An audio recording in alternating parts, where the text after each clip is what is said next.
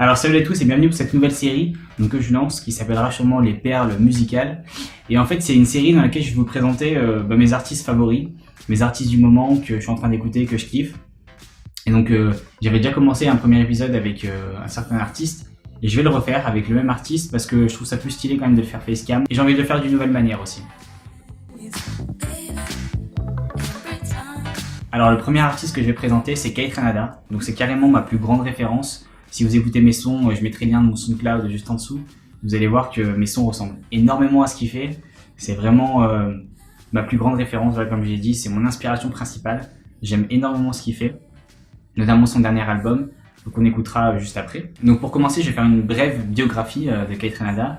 Donc qui c'est Alors c'est un mec, un jeune de 24 ans, qui s'appelle Louis Kevin Célestin. Donc bon, il a bien fait changer pour Kate Ranada parce que c'était un peu long.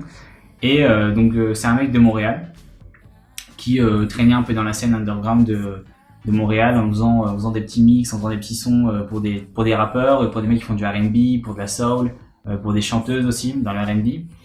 Et il a un peu explosé sur SoundCloud à un moment, donc j'en parlerai juste après. Et maintenant il fait partie du label de H&W Recording, donc c'est un label qui est basé à Los Angeles avec pas mal d'autres artistes, par exemple il y a Pomo, MSDGN, et voilà ça tourne aussi avec Anderson .Paak, c'est des mecs voilà il y a aussi Knowledge dedans, donc c'est des mecs qui voilà font pas mal de prod, il y a une espèce de symbiose en ce moment à Los Angeles qui se passe autour de la New Soul et tout. Et c'est un mec voilà qui a été pas mal influencé par les Neptunes. Donc les Neptunes, je rappelle, c'est l'ancien groupe de Pharrell Williams. Alors voilà pour la biographie. Alors qu'est-ce qui est stylé en fait à propos de Kate Ranada? Donc il s'est fait connaître grâce à un son qui était quand même pas mal, je vais vous le mettre juste maintenant.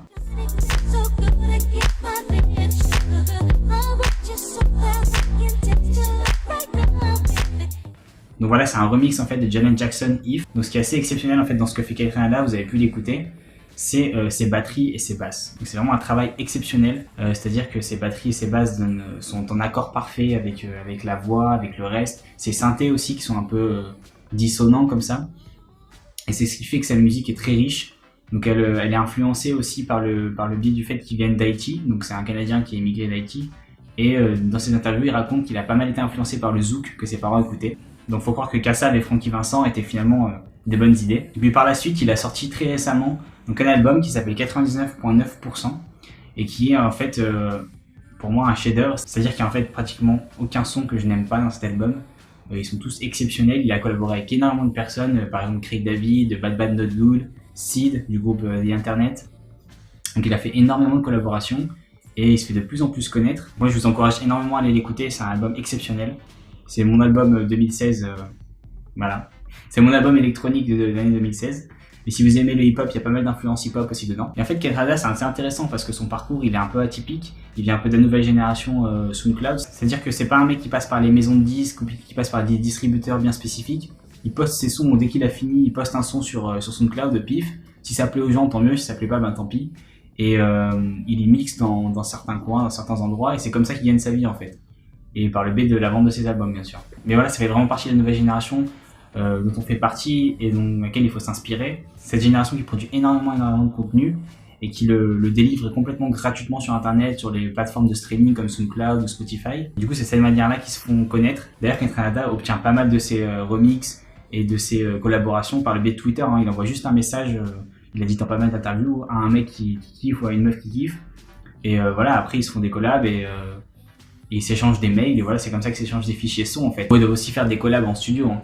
Mais voilà, il y a une nouvelle manière qui se crée et ce mec là fait complètement partie du mouvement en fait. Et en fait ce qui prouve cette théorie, c'est quand il avait fini son album 99.9%, il en a sorti un juste derrière, donc 0,01% il me semble. Et en fait c'était tout le reste des chansons qu'il a pas pu mettre dans son album. Et du coup on se retrouve avec genre un deuxième album en fait complètement gratuit sur SoundCloud. Je vous mettrai le lien si vous voulez l'écouter. Et ça fait vraiment plaisir en fait, au lieu de jeter ses sons en fait, il les offre complètement gratuitement à son public, donc c'est magnifique en fait. Donc voilà, je sais que Kate Ranada est quand même assez connu, mais j'espère que pour les personnes qui connaissaient pas, vous avez pu découvrir un artiste qui vous plaît. Vous trouverez tous les liens dans la description et n'hésitez pas à vous abonner et lâcher un petit like. Moi je vous dis à la prochaine, salut.